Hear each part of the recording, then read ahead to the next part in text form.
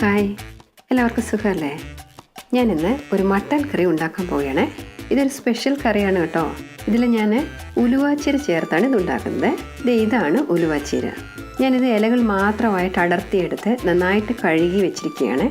ഇത് കൂടുതൽ ചേർക്കരുത് കേട്ടോ, ഇതിനൊരു കയ്പ്പുണ്ടാകും. അപ്പോൾ ഇനി ഇത് എങ്ങനെയാണ് ഉണ്ടാക്കുന്നതെന്നും ഇതിന് എന്തൊക്കെയാണ് ആവശ്യമെന്നും നമുക്ക് നോക്കാം. മട്ടൻ 1/2 കിലോ, ഉലുവാച്ചീര 1 പിടി, സവാള 2 എണ്ണം ചെറുതായി അരിഞ്ഞത്, തക്കാളി 2 എണ്ണം ചെറുതായി അരിഞ്ഞത്, ഏലക്ക 2, കറുവപ്പട്ട 2, ഗ്രാമ്പൂ 5, ബിരിയാണി ഇല 1, മഞ്ഞൾപ്പൊടി 1/4 ടീസ്പൂൺ,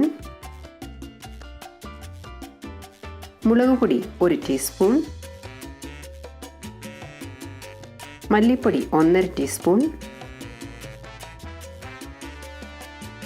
ഇഞ്ചി വെളുത്തുള്ളി പേസ്റ്റ് 3/4 ടീസ്പൂൺ,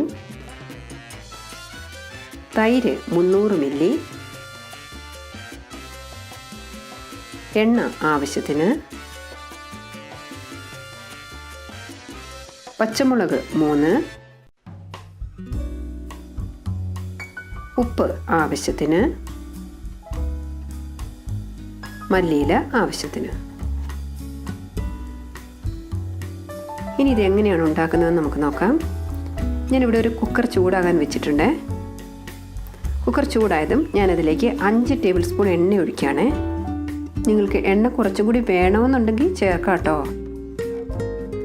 എണ്ണ ചൂടായതും നമുക്കതിലേക്ക് കറുവപ്പട്ട, ഏലക്ക, ഗ്രാമ്പൂ, ബിരിയാണി ഇല ഇത്രയും ചേർത്ത് നന്നായിട്ടൊന്ന് ചൂടാക്കണം. ഇത് മൂത്ത് നല്ല മണം വരുമ്പോൾ നമുക്കതിലേക്ക് അരിഞ്ഞു വെച്ചിരിക്കുന്ന സവാള ഇട്ട് കൊടുക്കാം. സവാള വേഗം വഴന്നു വരാനായിട്ട് നമുക്കതിലേക്ക് കുറച്ച് ഉപ്പ് കൂടി ഇട്ട് കൊടുക്കാം. ഇനി നമുക്കിത് നന്നായിട്ടൊന്ന് വഴറ്റിയെടുക്കണം. ഇത് ഒരുവിധം ഒന്ന് വഴന്നു വന്നതും നമുക്കിതിലേക്ക് ഇഞ്ചി വെളുത്തുള്ളി പേസ്റ്റ് ഇട്ട് കൊടുക്കാം. ഇപ്പോൾ ഇതെല്ലാം കൂടി നന്നായിട്ട് ഒന്നുകൂടി ഒന്ന് വഴറ്റണം. ഇപ്പോൾ ഇതെല്ലാം നന്നായിട്ടൊന്ന് വഴന്നു വന്നിട്ടുണ്ട്. ഇപ്പോൾ നമുക്കിതിലേക്ക് ആവശ്യത്തിനുള്ള മസാലപ്പൊടികൾ ചേർത്ത് കൊടുക്കാം. മഞ്ഞൾപ്പൊടി, മുളക് പൊടി, മല്ലിപ്പൊടി ഇത്രയും ചേർത്ത് നന്നായിട്ടൊന്ന് ഇളക്കി യോജിപ്പിക്കണം. ഇപ്പോൾ മസാലയുടെ പച്ച മണമൊക്കെ ഒന്ന് മാറിയിട്ടുണ്ട്. ഇനി നമുക്കിതിലേക്ക് തക്കാളി ഇട്ട് കൊടുക്കാം.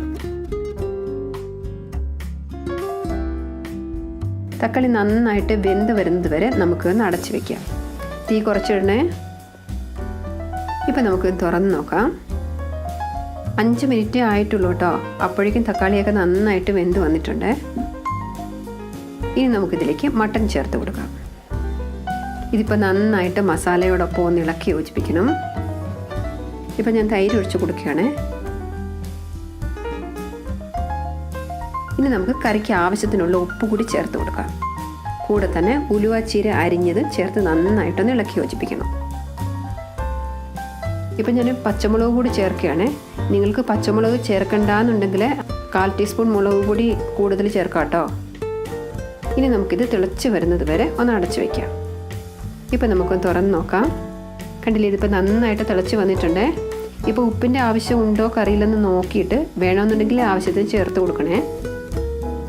ഇനി നമുക്ക് ഈ കുക്കർ നന്നായിട്ടൊന്ന് അടച്ചു വെച്ചിട്ട് ഇതിൻ്റെ വെയിറ്റ് ഇട്ട് കൊടുക്കാം. ആദ്യത്തെ വിസിൽ വന്നതിന് ശേഷം തീ വളരെ കുറച്ചിട്ടിട്ട് 20 മുതൽ 25 മിനിറ്റ് വരെ ഇത് വേവിച്ചെടുക്കണം. ഇപ്പോൾ കുക്കറിൻ്റെ പ്രഷറൊക്കെ ഒന്ന് പോയിട്ടുണ്ട്. നമുക്കൊന്ന് തുറന്ന് നോക്കാം. മട്ടനൊക്കെ നന്നായിട്ട് വെന്ത് വന്നിട്ടുണ്ട്. ഇനി നമുക്കിതിലേക്ക് കുറച്ച് മല്ലിയില അരിഞ്ഞത് കൂടി ചേർത്ത് കൊടുക്കാം. വെള്ളം ഒഴിക്കാതെ തന്നെ നമുക്ക് ഈ കറി നന്നായിട്ട് ഉണ്ടാക്കിയെടുക്കാൻ പറ്റും കേട്ടോ.